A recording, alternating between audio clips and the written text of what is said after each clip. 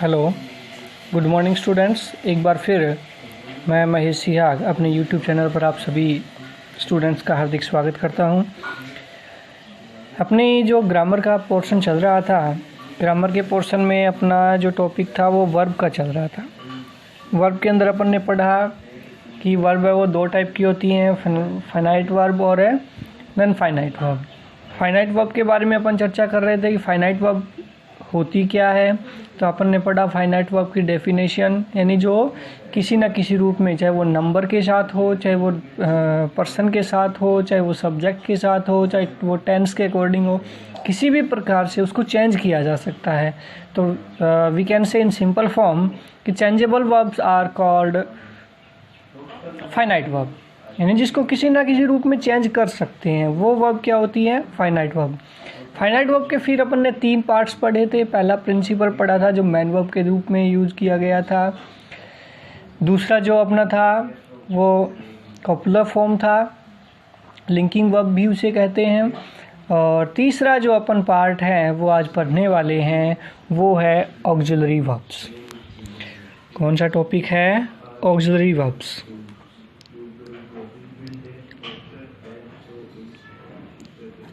Auxiliary verbs.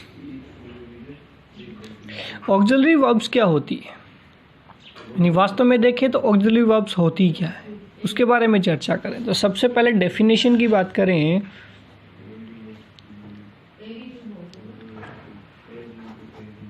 Definition क्या होती है? डेफिनेशन के बारे में बात करें तो लिखेंगे auxiliary verbs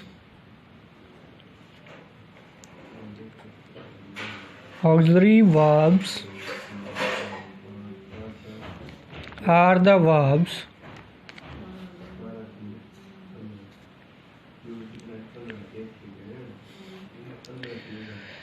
that are used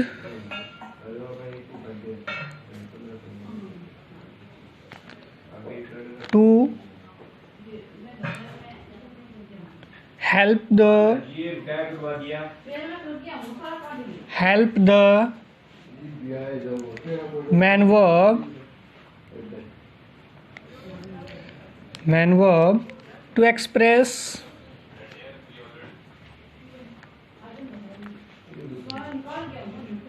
express its meaning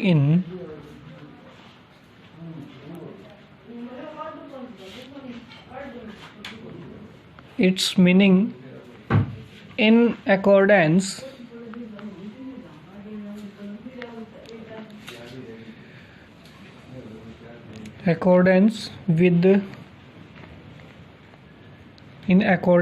with tense और मूड।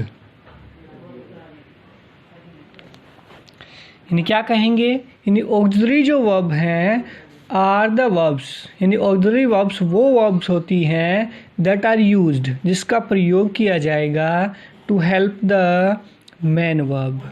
किसकी सहायता के लिए? मुख्य क्रिया की सहायता के लिए। टू एक्सप्रेस, व्यक्त करने के लिए, दर्शाने के लिए इट्स मीनिंग, किसका? मैन वर्ब का।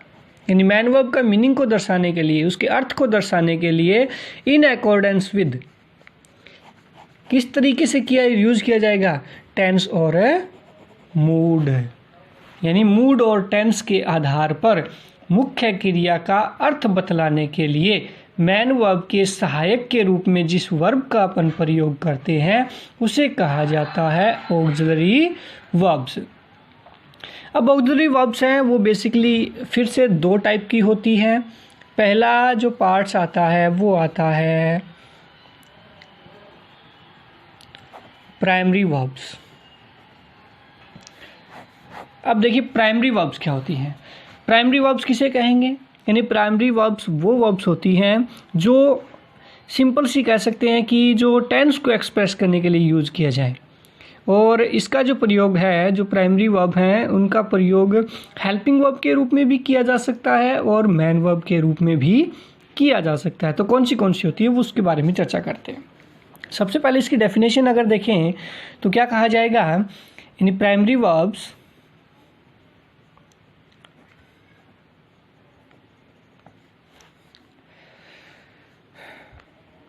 are the verbs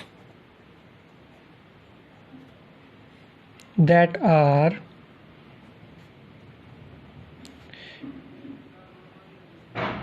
used to express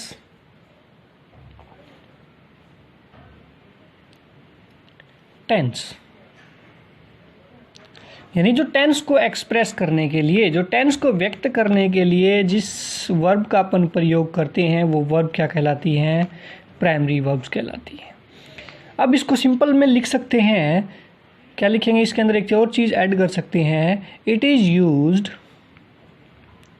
यानी इसका प्रयोग किया जाता है। किस रूप में किया जाता है? As helping verb and main verb. किस रूप में? यानी हेल्पिंग वर्ब और मैन वर्ब दोनों में इसका प्रयोग किया जा सकता है। तो और टेंस को व्यक्त करने के लिए जिस वर्ब का अपन प्रयोग करेंगे उस वर्ब को कहेंगे क्या? Primary verbs. अब प्राइमरी वर्ब्स कौन सी होती है उसके बारे में बात करते हैं। प्राइमरी वर्ब्स में एक तो बी फॉर्म होता है, यानी बी जो वर्ब होती हैं, बी वर्ब कौन सी होती है? इज, एम, आर, वॉज और वर। बी 5 होती है। बी फॉर्म कौन सी होती है? इज, एम, आर, वॉज और वर। बी के बाद आती है डू की फॉर्म। किसकी? डू की। डू की कौन सी होती है? डू, डज और इसकी पास्ट फॉर्म होती है डिड। डू के बाद आती है हैव की फॉर्म। हैव की फॉर्म क्या क्या होती है? हैज, हैव और इनकी पास्ट फॉर्म हैड। यानी बी की फॉर्म, डू की फॉर्म और हैव की फॉर्म, ये जो वर्ब्स होती हैं सिंपली कहें तो इज, एम, आर, वाज और were, do, does, did, has, have, had, ये सारी जो वर्ब्स होती हैं ये सारी की सारी वर्ब क्या होती है? प्राइमरी वर्ब्स होती है। ओके। अब प्राइमरी वर्ब्स जैसे मैं आपको एग्जांपल के थ्रू बताऊं, इनका यूज मैं अपन ने क्या कहा था कि इसको हेल्पिंग वर्ब और मैन वर्ब दोनों के रूप में इसका प्रयोग किया जा सकता है। अब एग्जांपल लेते हैं, वो देखिए एग्जांपल में कैसे समझाएंगे। जैसे एग्जांपल लिया मैंने, they are playing. They are playing किसका यूज किया? आर का। किसके साथ यूज किया? मैन वर्ब के साथ। तो वही बात अपन ने पढ़ी थी कि मैन वर्ब को एक्सप्रेस करने के लिए और इसके मीनिंग को व्यक्त करने के लिए किसको? टेंस और मूड को व्यक्त करने के लिए। तो यहाँ पे जो प्लेइंग है आईएनजी फॉर्म, इसके साथ अपन ने आर जो वर्ड यूज किया है, ये क्या कर रहा है? ये जो आर है वो इस गेम के जो खेलने का कार्य है उसको बता रहा है कि वो किस में है? वर्तमान में है और चल रहा है। कहने का मतलब कॉन्टिन्यूअस एक्टिविटी है और वर्तमान की है। किसके आधार पे अपन को पता चला? आर के बेस पे पता चला कि ये प्रेजेंट टेंस में है, यानी इसने टेंस को व्यक्त कर दिया और सहायता किसकी की? मैन वर्ब की। ठीक इसी प्रकार से एक और एग्जांपल लेते हैं, जैसे I have finished my work. I have finished my work. यहाँ पे जो हैव वर्ब है वो देखिए किसके साथ, किसको रिप्रेजेंट करने के लिए? यानी फिनिश्ड को व्यक्त करने के लिए यूज की गई। यानी मैंने अपना कार्य पूर्ण कर लिया, तो हैव से पता चल रहा है ये कौन सा टेंस है? प्रेजेंट परफेक्ट टेंस है। यानी प्रेजेंट परफेक्ट टेंस, यानी टेंस को किसने अभिव्यक्त किया? हैव ने व्यक्त किया। और इस फिनिश्ड को पूर्ण करने के लिए, इसके अर्थ को पूर्ण करने के लिए किसका यूज किया गया? हैव का यूज किया गया। तो यहाँ पे हैव जो वर्ब है वो क्या होगी? प्राइमरी वर्ब होगी। ओके, ये तो हेल्पिंग वर्ब की तौर पे है। अब मैन वर्ब के रूप में बात करते हैं। जैसे मैंने एक छोटा सा एग्जांपल लिया, I have a dog. I have a dog, यानी मेरे पास एक कुत्ता है। तो यहाँ पे हैव का जो अर्थ होता है वो होता है होना। हैव मीन्स क्या होता है? होना। तो यानी यहाँ पे जो हैव है वो हेल्पिंग वर्ब का काम कर रही थी, बट यहाँ पे हैव वो किस रूप में, मैन वर्ब के रूप में कार्य कर रही है। जैसे एक और एग्जांपल लेते हैं, I do my work, I do my work. तो यहाँ पे देखिए आई डू, ये डू क्या है, हेल्पिंग वर्ब की तौर पे भी यूज होता है, लेकिन यहाँ पे डू है वो क्या है, किस रूप में, यानी मैन वर्ब के रूप में यूज हो रही है। तो इन दोनों केस में जो हेल्पिंग वर्ब है, ऊपर वाले में 2 केस में हेल्पिंग वर्ब की तरह यूज की जा रही है और नीचे वाले 2 केस में मैन वर्ब के रूप में यूज की जा रही है। और वही बात अपन ने कही थी, क्या कही थी, कि ये हेल्पिंग वर्ब और मैन वर्ब दोनों केस में यूज की जा सकती है। और होती कौन सी है, बी, डू और हैव की जो फॉर्म होती है, बी की फॉर्म होती है इज, एम, आ, वाज, व। डू की फॉर्म होती है do, does, did.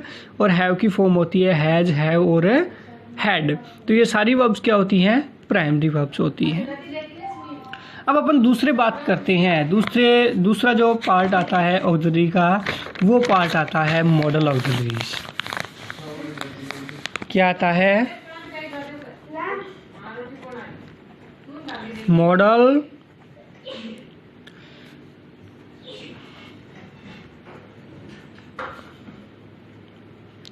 Auxiliary verb. Model auxiliary verb कौन सी होती है उसके बारे में अपन चर्चा करें। मॉडल ऑक्सिलरी वर्ब जो वर्ब होती हैं वो कौन सी होती हैं, इसकी अगर डेफिनेशन की बात करें,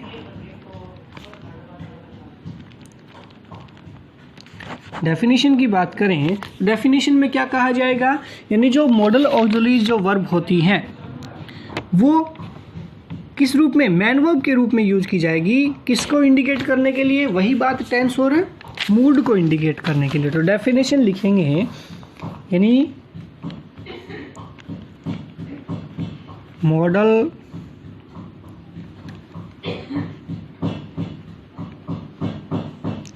auxiliary verbs are the verbs that are used to indicate, क्या इंडिकेट करने के लिए, वही मैंने बताया था,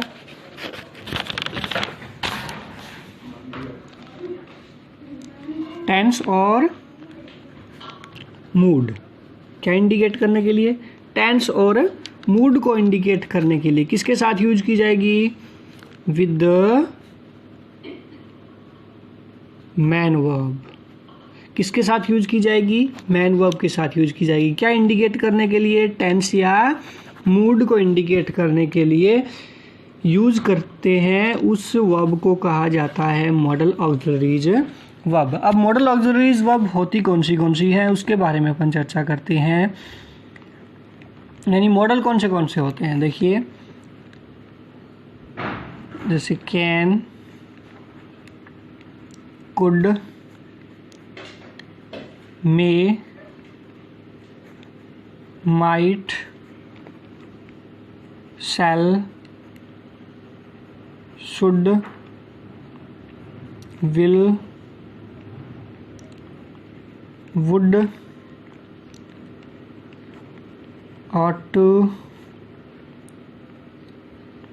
need, used to। 1 2 3 4 5 6 7 8 9 10 11 और एक रह गया मस्ट, 12। यानी बेसिक मॉडल ऑक्सिलरीज वर्ब कितनी होती हैं, 12 होती हैं। कौन सी होती हैं, can, could, may, might, shall, should, will, would, ought to, need, use to और मस्ट। एक डेयर भी यूज होता है, वैसे 13 बोल देते हैं, बट बेसिक इतनी होती हैं। ठीक है, अब इनका प्रयोग कैसे करेंगे, जैसे एक मैं सिंपल सी बात करूं कि इनका जो प्रयोग है वो किस प्रकार से किया जाएगा, यानी अपन एग्जाम्पल के थ्रू अगर इसको समझें। एग्जाम्पल पे लिखा जाएगा, जैसे यू कैन डू इट, यानी तुम इसे कर सकते हो। किसको इंडिकेट किया, टेंस को। कौन सा, प्रेजेंट एक्टिविटी। किसकी, प्रेजेंट एक्टिविटी को शो कर रहा है। जैसे एक और एग्जांपल अपन लें, जैसे इट मे रेन टुडे। मे फिर से वर्तमान को व्यक्त कर रहा है। इट मे रेन टुडे यानी आज बारिश या वर्षा हो सकती है, संभावना व्यक्त की जा रही है। मॉडल का यूज़ किया किसका? मे का यूज़ किया गया। अब ये जो मे मॉडल है और जो कैन मॉडल है वो मॉडल ऑक्सिलरीज के रूप में यूज़ किया गया। किसके साथ? मैन वर्ब के साथ। देखो डू यहाँ पे मैन वर्ब है, रेन होना यानी बारिश का होना, वर्षा का होना यहाँ पे वर्ब है।